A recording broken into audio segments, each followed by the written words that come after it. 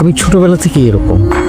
আমি আস্তে আস্তে বড় হতে হতে জেনেছি যে আমি একজন কালো মানুষ, আমি একজন অপয়া মানুষ, আমি একজন অলক্ষণে মানুষ, আমি একজন কুফা। এটা এই দেশের প্রত্যেকটা মানুষই এভাবেই আমাকে মনে করে এবং আমিও সেটা রিগার্ড করি। আমি কাউকে কোনো দোষ দিতে চাই না, আমি আমার মতো একা আছি, ভালো আছি।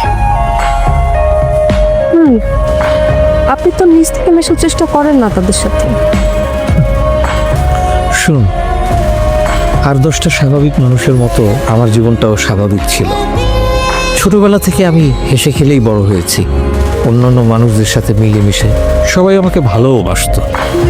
কিন্তু আস্তে আস্তে যখন বড় হলাম, একটা সময় টের পেলাম আমি এই সমাজে বিলং করি না। কেউ আমাকে ভালোবাসবে না, কেউ আমার সাথে মিশবে না, কেউ ভালো ব্যবহারও করবে না।